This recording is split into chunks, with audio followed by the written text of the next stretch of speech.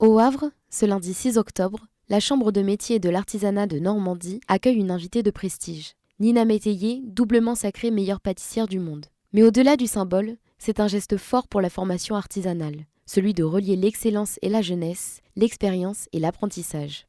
Dans un monde du travail souvent pressé, parfois précarisé, cette rencontre entre une chef reconnue et des apprentis normands a quelque chose de rare. Un temps de lenteur, d'écoute et de transmission concrète.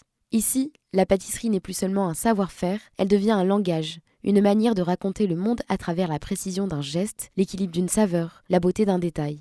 Nina Métayer est venue partager cette exigence-là, celle du goût juste, du travail bien fait, mais aussi du sens qu'on lui donne.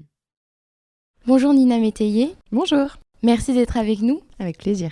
Votre venue au Havre marque le lancement d'un tout nouveau format de formation porté par la CMA Normandie. Qu'est-ce qui vous a donné envie de participer à cette première ?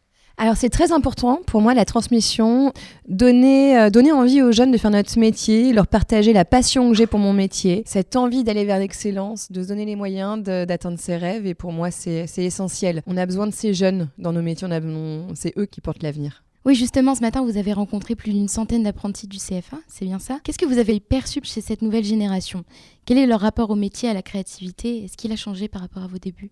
Alors moi, je trouve qu'ils étaient très attentifs, ils ont posé des questions extrêmement pertinentes. J'ai eu un très bon ressenti avec ces jeunes.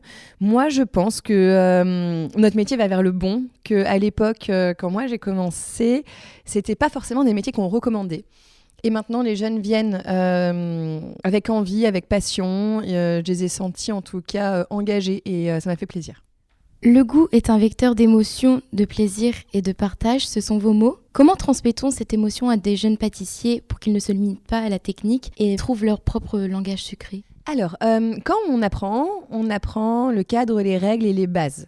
Et à partir du moment où on maîtrise les bases, et bien petit à petit, on va apprendre à créer. La création et l'authenticité, elle va venir quand on va avoir maîtrisé tous les gestes quotidiens de notre métier pour s'en affranchir.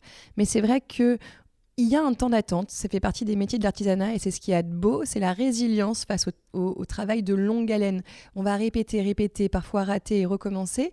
Et une fois qu'on aura expérimenté, là, on va pouvoir se l'approprier et créer. Je pense qu'il faut faire étape par étape, il faut vraiment apprendre. Il faut que la pâtisserie devienne notre deuxième langage pour qu'on puisse se l'approprier vraiment. Et est-ce que vous pensez que ce genre de rencontre, donc comme ce matin et cet après-midi, peut renouveler la manière d'enseigner les métiers de la bouche ?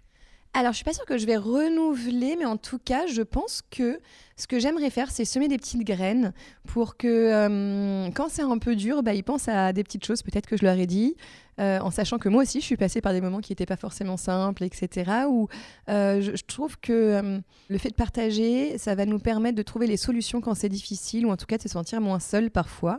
Et puis aussi prendre confiance aux possibilités qu'on a. En fait, on est capable d'atteindre ce qu'on a envie. C'est simplement on l'a dans les mains.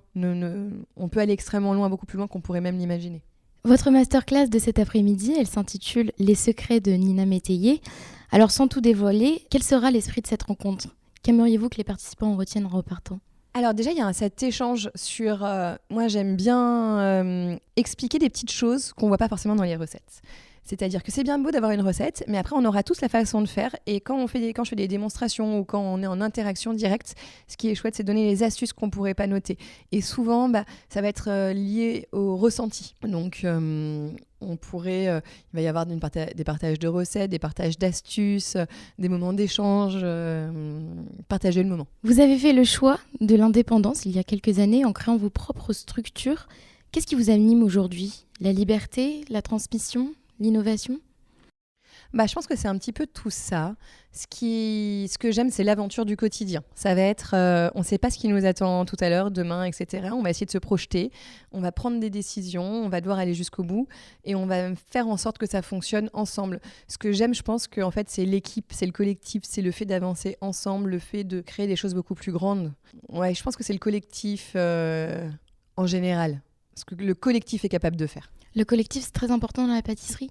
Pour moi, c'est extrêmement important. Je serais incapable d'avoir fait tout ça toute seule. J'ai été accompagnée de gens extrêmement investis, engagés, qui vont jusqu'au bout des choses, qui travaillent les uns avec les autres, qui se remettent en question, qui trouvent des solutions à chaque problématique qu'on pourrait rencontrer, qui inventent ces solutions qui nous permettent d'évoluer, de grandir, de créer, d'innover. Donc si vous en êtes là aujourd'hui, c'est et grâce à vous et grâce à ceux qui vous entourent.